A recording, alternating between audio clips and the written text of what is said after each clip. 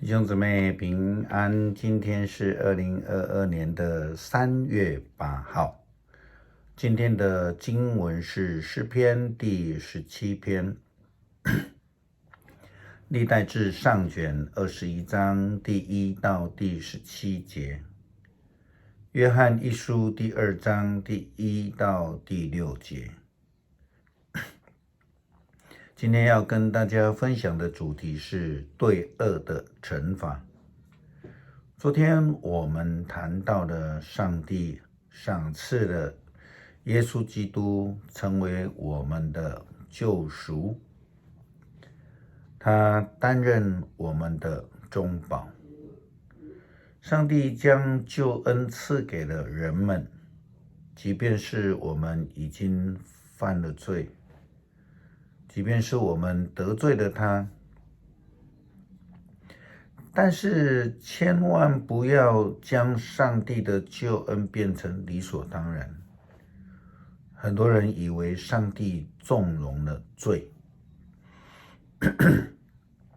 其实因为救恩只有给那一些愿意承认自己的罪，接受上帝救恩的人们。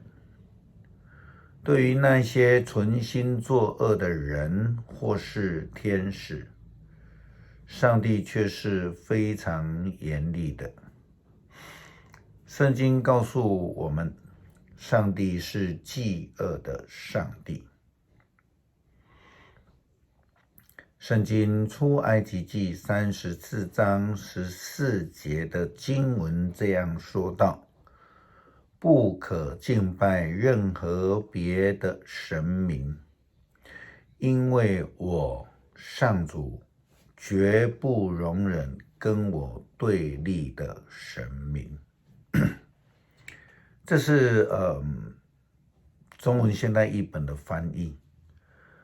和本圣经的翻译呢，它是这样说道：不可敬拜别的神，因为耶和华是忌邪的神，他名为忌邪者。先知撒迦利亚这样提到，上主的天使对撒旦说：撒旦，但愿上主斥责你，愿喜爱耶路撒冷的上主斥责你。这个人像是从火中抽出来的一根柴。先知明白地指出了上帝的旨意，对于撒旦那些故意作恶的人们，上帝会以盛怒来处理的。前几天看到一则从天主教梵蒂冈送出来的教宗对乌克兰情势所发表的一个言论。教宗在谈话当中，他提到了俄罗斯的军事攻击以及普丁本人。他说这是撒旦的作为。若是以诗篇70篇大卫所说的话来看，大卫说：求你保护我，像保护自己的眼睛，让我躲藏在你的翅膀下，逃避邪恶人的袭击。仇敌满怀憎恨地围困我，他们心肠刚硬，说话狂妄。无论我往哪里去，他们都围困我。他们找机会要推倒我，他们像狮子一样要把我撕成碎片，像少壮的狮子蹲伏在暗处等我。上主啊，起来迎击我的仇敌，制服他们。求你用你的剑救我脱离邪恶的人。恳求上帝亲自出手，保守所有归属他的人，脱离邪恶者的攻击。这个情形正如同乌克兰目前所面对的现状，也难怪天主教的教宗要将俄罗斯定位为撒旦。先知撒迦利亚提到了上帝给恶者的惩罚，但如同这个经文所说的，同时也提供了悔改的机会。第7节，先知这样说道：上主万军的统帅这样说，如果你遵守我的法律，执行我给你的任务，你就可以继续管理我的圣殿和院宇。我会垂听你的祷告，像垂听在我面前天使的祷告一样。彼得后书第2章第4到第5节，彼得说道：上帝并没有宽容犯罪的天使，却把他们丢进地狱，囚禁在黑暗中，等候审判。上帝也没有宽容远古的世代，却用洪水淹没那些心中没有上帝的人，只拯救了传扬正义的挪亚和其他7个人。在这一段经文里面，彼得论到了许多的例子，上帝惩罚了那一些存心为恶的人们，却是施恩给那愿意遵行上帝旨意、诚心悔改的人们。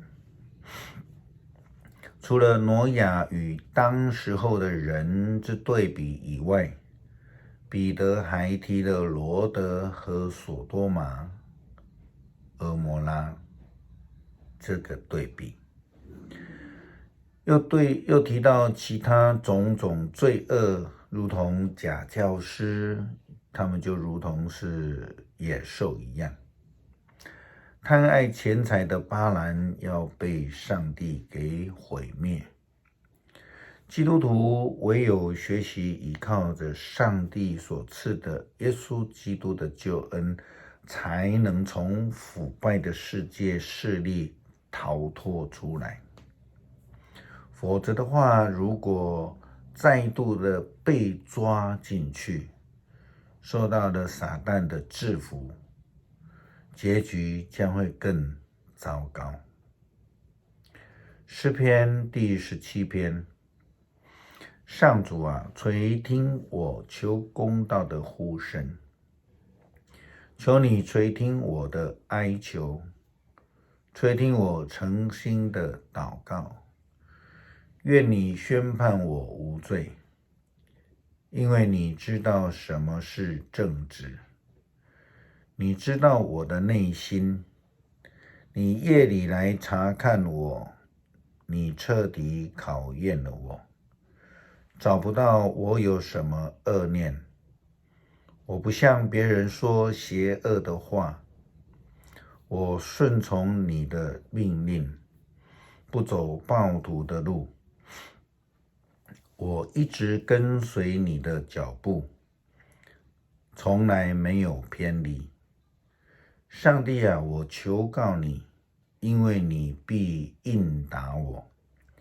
求你侧耳垂听我的申诉，求你显示奇妙的慈爱来拯救我。我倚靠你，就能躲避仇敌。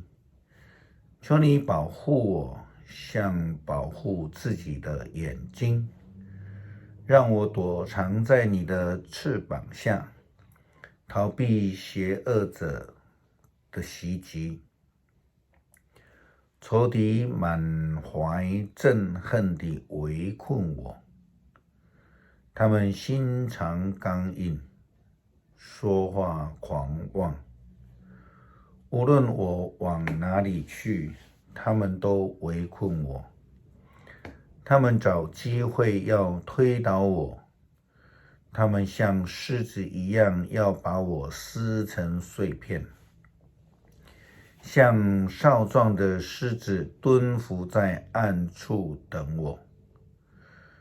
上主啊，起来迎击我的仇敌，制服他们。求你用你的剑救我脱离邪恶的人，求你用你的权力救我脱离他们，就是那些在今世富足的人。求你重重的惩罚他们，让他们的儿女受够了灾难，还有剩余的留下给儿女的儿女。因为我正直，我得以朝见你。我醒了的时候，你的同在使我满心快乐。恳求主让我们追求你的正路，让我们能够脱离恶的迷惑，追求主你的救恩。恳求上帝帮助乌克兰早日脱离苏俄凶恶的欺凌，让邪恶的苏俄失败。祷告是奉主耶稣基督的名求，阿们。